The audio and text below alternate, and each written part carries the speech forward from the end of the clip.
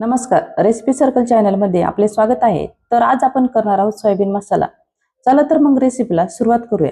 Soybean मसाला करण्यासाठी मी घेतले 1 वाटी सोयाबीन, टोमॅटो, कांदा, हिरवी मिरची, लसूण, काश्मीरी लाल मिर्च, हळद, कोथिंबीर, धने पावडर, मोहरी, कढीपत्ता, मीठ, दही व खडे मसाल्यामध्ये मी घेतले लवंग, विलायची, तमालपत्र, दालचिनी, काळी मिरी व जिरे।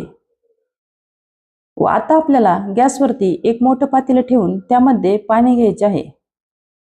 आपल्याला यामध्ये सोयाबीन शिजवून घ्यायचे आहे। पाण्यामध्ये मी घेतले 2 चमचे मीठ व पाणी गरम झाल्यानंतर यामध्ये सोयाबीन घालूया। आता गॅसची फ्लेम मोठी ठेवून आपल्याला हे सोयाबीन 5 ते 7 मिनिटे शिजवून घ्यायचे।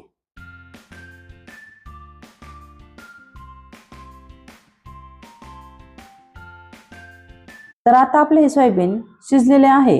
तर आपल्याला त्यातील सर्व पाणी काढून घ्यायचे। तर त्यासाठी मी एक चाळणी घेतलेली आहे, त्यामध्ये हे सर्व सोयाबीन घेतले। आता यावरती आपण थंड पाणी घालूया।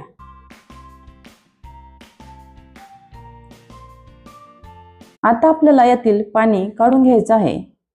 तर या पद्धतीने मी हाताने पिळून यातील पाणी काढून घेतले।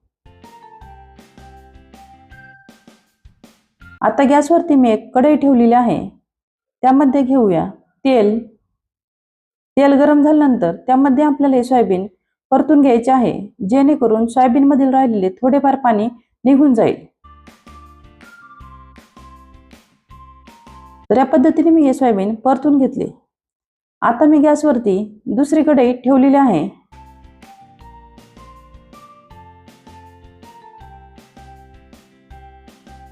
त्यामध्ये घेतले तेल। तेल गरम झाल्यानंतर त्यामध्ये घालूया मोहरी, कढीपत्ता व खडे मसाले। हे सर्व मसाले आपण तेलामध्ये चांगले परतून घेऊ। त्यामध्ये घालूया लसूण व परतून घेऊया।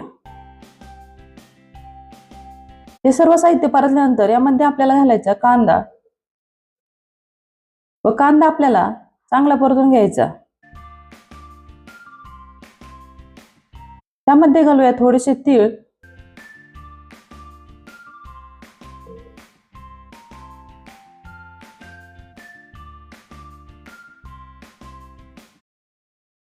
आता आपले सर्व साहित्य चांगले परतलेले आहे। तर यामध्ये घालूया मीठ,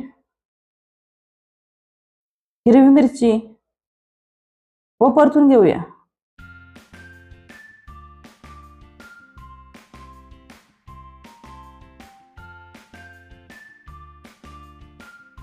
आता यामध्ये घालूया थोडीशी कोथिंबीर व मिक्स करू।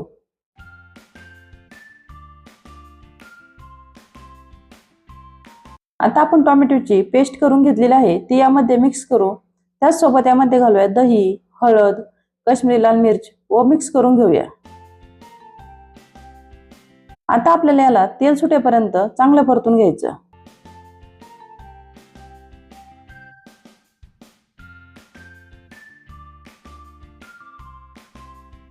यामध्ये घालूया धने पावडर, थोडीशी कोथिंबीर व मिक्स करून घेऊ।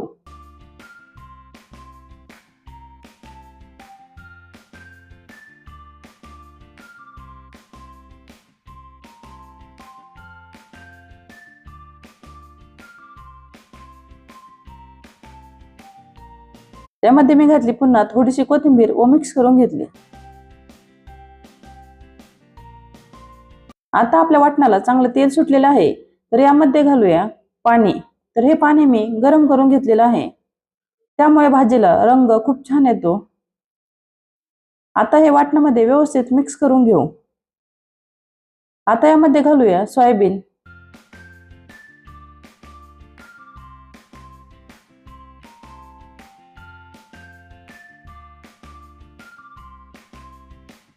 आता हे आपण मसाल्यामध्ये व्यवस्थित मिक्स करून घेतले व भाजीला चांगली उकळी आलेली आहे। आता आपण यावरती 2 मिनिटांसाठी झाकण ठेवू।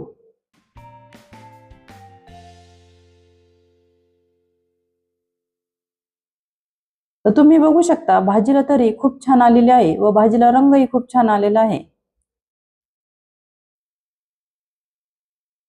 आता आपली सोयाबीनची भाजी तयार झालेली आहे। तर यामध्ये घालूया थोडीशी कोथिंबीर। तुम्हाला जर ही रेसिपी आवडली तर लाईक करा, शेअर करा आणि चॅनलला सबस्क्राईब करा। आणि तुम्ही ही रेसिपी नक्की ट्राय करून बघा।